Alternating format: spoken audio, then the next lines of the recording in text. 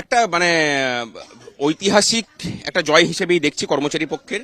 কর্মচারীদের নিয়ে ডিএ নিয়ে এত বড় মামলা সুপ্রিম কোর্টে দরজা দিয়ে কোনোদিন যায়নি, আজকে গেছে এবং সুপ্রিম কোর্ট যথারীতি নিম্নতর আদালতের যে ভার্ডিক্ট ছিল সেটাকে আপিল করেছে। আমরা মনে করি যে এটাই হওয়ার ছিল এবং এই যে মানে ধারাবাহিকভাবে কোর্টের একই ধরনের রায় হয়েছে, এটা প্রমাণ করছে যে রাজ্য সরকার জোর করে কর্মচারীদের গণতান্ত্রিক অধিকারকে হরণ করার মধ্যে দিয়ে বাঙালি জাতিকে সস্তার শ্রমে রূপান্তরিত করেছে। সেটা প্রতিষ্ঠা হবে এবং এটাই হচ্ছে বাঙালি অস্মিতার একমাত্র এবং সঠিক লড়াই। ভাস্করবাবু, অনেক আলোচনা হয়েছে, আপনি আমাদের স্টুডিওতে গিয়েও এই বিষয়টা নিয়ে বারবার একটা সন্দেহ প্রকাশ করেছিলেন, কিন্তু সুপ্রিম কোর্টের এই নির্দেশের পর যদি রাজ্য বলে আমার কাছে টাকা নেই, আমি এখন দিতে অপারগ, যদিও সুপ্রিম কোর্ট বলেছে টাকা নেই এটা কোনো কথা হতে পারে না, যদি তারপরেও রাজ্য সরকার ডিক্লেয়ার করে যে আমার কাছে টাকা নেই, আমরা তাই বকেয়াটা মেটাতে পারছি না, কিভাবে চলবো, তখন আপনারা কি করবেন? আন্দোলনের প্রস্তুতি অলরেডি নিয়েই রেখেছি এবং তীব্র আন্দোলনের জন্য ক্ষেত্র প্রস্তুত করে আমরা পথে নামবো এবং সেটা যে কোনো ধরনের আন্দোলন হতে পারে। রাজ্য সরকার ভাবুক যে কোনটার সম্মুখীন হবে ভোটের মুখে। একদম। এবং আরেকটা জিনিস, আজকে তো স্টেট বাজেট, আপনারা কি আশা করছেন যে আজকেই এই ডিএর বকেয়া মেটানোর জন্য কিছু নির্দেশ কি তিনি দেবেন? সেটা তো তার হাত, তিনি ঠিক করবেন। এখানে আর দয়া দাক্ষিণ্যের কোনো ব্যাপার নেই। সুপ্রিম কোর্টের নির্দেশ এসছে, সেই নির্দেশকে উনি পালন করবেন কি করবেন না সেটা উনি ঠিক করুন, আমাদের কিছু বলার নেই এখানে।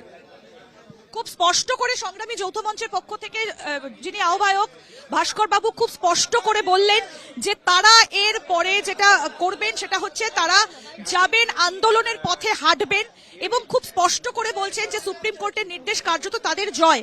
এখানে আরো অনেকে রয়েছেন, একটু তাদের সঙ্গে কথা বলার চেষ্টা করব যে তারা আজকে যেটা বলছেন যে তাদের কি বক্তব্য সেটা একটু শোনার চেষ্টা করব। আরো কয়েকজনের সঙ্গে কথা বলবো। আপনারা অনেকদিন ধরে আন্দোলন চালিয়ে যাচ্ছেন, আজকের সুপ্রিম কোর্টের এই রায় কিভাবে দেখছেন আপনারা, সুপ্রিম কোর্টের এই নির্দেশ? আমরা সম্পূর্ণ ইতিবাচক ভাবে নিচ্ছি এবং প্রথম থেকে যখন আমরা লড়াইটা শুরু করেছিলাম আমরা জানি জয় হবে, কারণ আমরা যেটা নিয়ে লড়াই করছিলাম আমরা জানি এটা জয় পেতে হবে, কারণ এটা লিগালি এনফোর্সেবল রাইট, সেটা অলরেডি হাইকোর্ট বলে দিয়েছিল, এর বাইরে তো অন্য কোনো যেতে পারে না।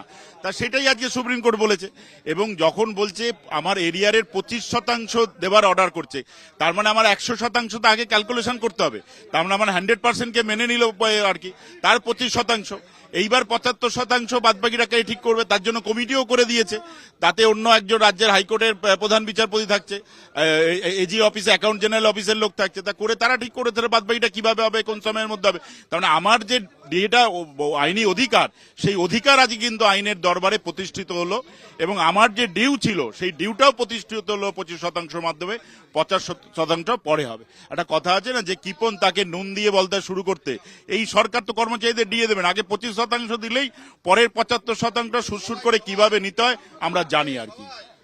আজকে যদি বলে যে রাজ্য যে আমাদের কাছে টাকা নেই, আমরা সেই জন্য ডিএ দিতে পারছি না, যদিও সুপ্রিম কোর্ট বলেছে টাকা নেই, এটা কোনো যুক্তি হতে পারে না, কিন্তু এই যে লক্ষ্মীর ভান্ডারের টাকা বাড়ানো হচ্ছে, আজকে স্টেট বাজেট, সেই রকম ভাবে যদি লক্ষ্মীর ভান্ডারের টাকা বাড়ানো হয় তাহলে কোথাও কি আপনারা যদি বাড়ানো হতে পারে এরকম একটা সম্ভাবনা যখন আজকে দেখা যাচ্ছে, তখন যদি রাজ্য সরকার বলে যে টাকা নেই তাহলে আপনারা কি করবেন?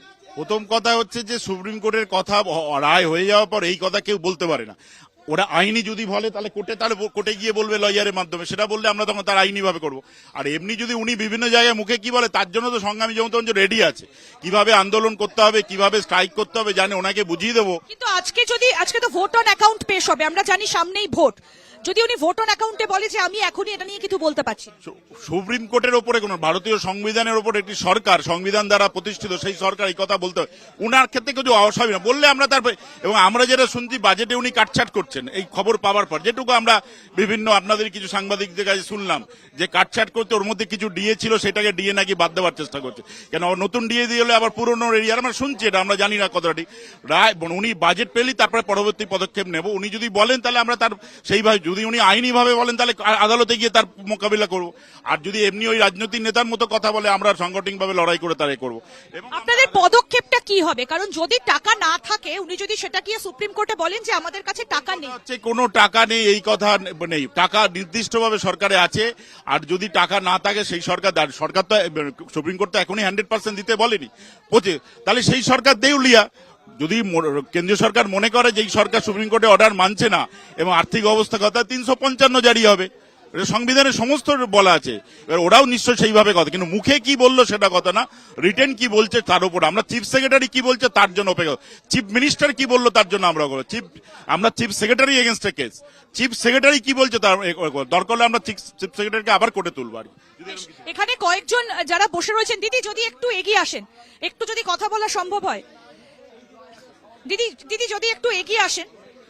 আজকে সুপ্রিম কোর্টের একজন যিনি আন্দোলন চালিয়ে যাচ্ছেন, এর মধ্যে একজনকে আমরা দেখতে পাচ্ছি, তিনি কি বলছেন তার কথাও একটু শুনবো। দিদি, লক্ষ্মীর ভান্ডার না ডিএ, কোন দিকটাকে আপনারা বেশি এগিয়ে রাখবেন? লক্ষ্মীর ভান্ডারের সঙ্গে ডি এর কোনো তো ক্ল্যাশ নেই। লক্ষ্মীর ভান্ডারের মতো চলবে, ডি এর জায়গায় আছে। লক্ষ্মীর ভান্ডার তো অন্য রাজ্যে দেওয়া হয়, কিন্তু সেই রাজ্যের কর্মচারীরা তো ডিএ থেকে বঞ্চিত নন। কাজে লক্ষ্মীর ভান্ডারের সঙ্গে আমাদের কোনো, কিন্তু টাকাটা তো একটা জায়গা থেকেই আসছে। আজকে তো আপনি একজন মহিলা, যদি আজকে বাজেটে লক্ষ্মীর ভান্ডারের জন্য টাকা বেশি বাড়ানো হয়, লক্ষ্মীর ভান্ডারটা আরো বাড়িয়ে দেওয়া হয়, কিন্তু যদি আজকে বলা হয় যে টাকা নেই তাই ডিএ দেওয়া যাচ্ছে না, তাহলে আপনি এটাকে কিভাবে দেখবেন? আপনিও তো একজন মহিলা। না, একেবারে ওই কথাটা ঠিক নয়। একই জায়গা থেকে টাকা আসে না। কর্মচারীদের যে ডিএ সেই টাকা, সেই টাকা একটা আলাদা ফান্ড আছে।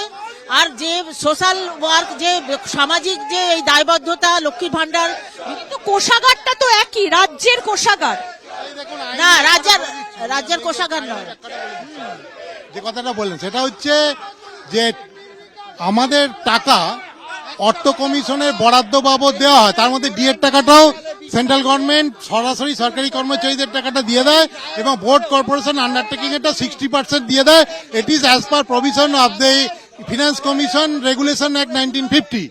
আর টাকা নেই যেই দিতে পারবো না, এইটা খাটে না। তার কারণ হচ্ছে 576 অফ 1974 সুপ্রিম কোর্টের অর্ডার আছে যে দি capacity of the employer is not any excuse, is not any excuse. The employer have to pay what he has committed. আমরা শুনবো আরো কথা, এবং সাংবাদিক বৈঠক করছেন এই মুহূর্তে ভাস্কর ঘোষ, সংগ্রামী যৌথ মঞ্চের আহ্বায়ক। শুনবো তিনি কি বলছেন। নমস্কার, আজকের সাংবাদিক সম্মেলনে আপনাদের সকলকে স্বাগত জানাচ্ছি। বিগত 1100 দিনের বেশি দিন ধরে আমরা এখানে অবস্থানে রয়েছি, এবং আমাদের এই লড়াইটাও শুরু হয়েছিল হাইকোর্টের ডিভিশন বেঞ্চে, যখন ডিএ মামলার রায় আসে, তারপরেই আমাদের পথ চলা শুরু হয়েছিল। এই পথ চলার মধ্যে দিয়ে এই মঞ্চের সূচনা হয়, এবং দীর্ঘদিন থেকে আমরা অনশন থেকে শুরু করে সমস্ত কিছু আমরা করে গেছি। সরকার, দুর্ভাগ্যের বিষয় হলেও সত্য, যে গণতান্ত্রিক ব্যবস্থাতে গণতান্ত্রিক কোনো আন্দোলনকে তারা মূল্য আজ পর্যন্ত কোনোদিন দেননি, আমাদের ক্ষেত্রেও সেটা দেননি। আমাদের আন্দোলনের চাপে পড়ে 2019 থেকে 2022 পর্যন্ত ফ্রিজ হয়ে থাকা ডিএর চাকা কিছুটা ঘুরতে শুরু করেছিল, কিন্তু সেটা পুরোটা আদায় হয়নি। এখানে প্রসঙ্গত বলে রাখি, যে রায় এসেছে সেই রায় 1/4/2008 থেকে 31/12/2019 পর্যন্ত যে পে কমিশন, পঞ্চম বেতন কমিশন রাজ্যের, সেই পঞ্চম বেতন কমিশনের যে বকেয়া মহার্ঘ ভাতা, সেই বকেয়া মহার্ঘ ভাতা নিয়ে, এর সাথে বর্তমান বকেয়া পে কমিশনের যে বকেয়া মহার্ঘ ভাতা 40% যার পরিমাণ, তার সাথে কোনো সম্পর্ক নেই, তার জন্য লড়াই জারি আছে।